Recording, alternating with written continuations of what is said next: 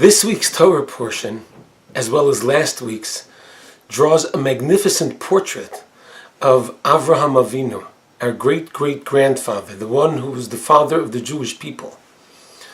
I want to draw a few of the strokes that the Torah draws and illustrate who he was, and then we'll come to one specific story to show a very strong contrast.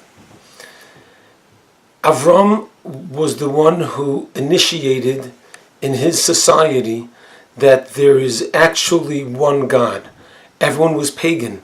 They understood the world to have been managed and controlled by multiple gods, and each one is competing with the other. There's the God of the rain, and the God of the sun, and the wind, and the clouds, and the mountains. And Avram Avinu brought it all together. And he taught people that there's one God. It's one single unit. This ran against the public opinion, and the emperor of the time, Nimrod, challenged to throw him into the oven if he didn't stop propagating his belief. And he chose the oven, and he was spared. A miracle happened. And he went out and continued his campaign. He then taught people that the reason why Hashem created the world was to do kindness, and therefore he taught people to do kindness to others, and he propagated that and taught people. He created a following of 20,000-30,000 people following him. That's the picture of who Avram, who our great-great-grandfather was.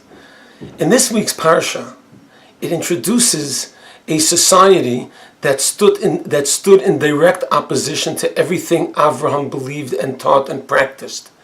And that was the community, the metropolis of Sodom. In Sodom, they taught, they believed, and they practiced that what's mine is mine and what's yours is yours. And if someone should come to town and needs our help, even if it's just overnight, it's forbidden. It was the state law that you were not allowed to help him, because every man is for himself, and that was state policy.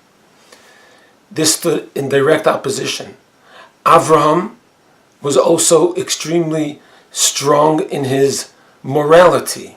His moral compass was very straight. And Sodom, the homeland of sodomy, was not. And furthermore, they were idol worshippers, and Avram wasn't. And in this week's parsha, Hashem communicates to Avraham that I'm going to destroy Sodom, because it's getting out of hand, and such a society cannot continue to exist. I would have imagined, certainly if I was Avraham, these are my strongest opponents to everything I'm trying to propagate. And Hashem concurs that in fact they deserve to be destroyed. And instead of Avram saying, hooray, Avram turns to Hashem and pleads, maybe there's 50 righteous people. It was a large metropolis, perhaps hundreds of thousands of people. Maybe there's 50 righteous people. Would you save the community? Would you save that in the merit of those 50 people? Maybe there's 45 or maybe 40 or 30 or 20 or 10. And Hashem at each number says, if there were that many, I would save the community. I would save the society. Is it strange? Why is Avram begging and pleading with Hashem to save the community that stands in direct opposition? The answer is Avram knows, Avram understands that Hashem created a world, and every individual is needed for this incredible world. If someone's not needed, they never would have been there. And Avram felt it's his responsibility. It's everyone's responsibility, and he was certainly one of those everyone's, to go ahead and to fight for every individual. People have a job to accomplish. If they're making mistakes, don't take them out. Educate them. Give them the opportunity. And that was Avram was pleading with Hashem. Why destroy them? Teach them. Give them some opportunity.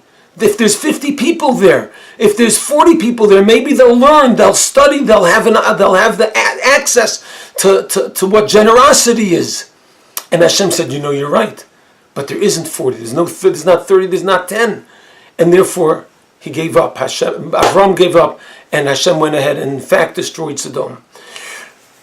But here's the punchline. Avram was an extremist. He was a religious extremist. So is it not strange? We're so used to believing and hearing that religious extremism is the cause of all hate and all destruction. And here we have Avram, who's a religious extremist. He gives his life because of his beliefs. He puts himself on the line to save other people, to care about other people. He even cares about people who oppose him. Where is religious extremism? I think the answer is, the extremism is not what's destructive. It's the mentality. Do we live in a competitive world? Do we live in a unified world? Many people today believe that their way is right, and to the extent that anyone exists that disagrees with them, they can't exist. It's competitive. There can't be anyone else on the playing field. Avram Avinu taught us that everyone is needed. There's a cooperation, a collaboration. And that's what Jewish extremism is. Have a great Shabbos.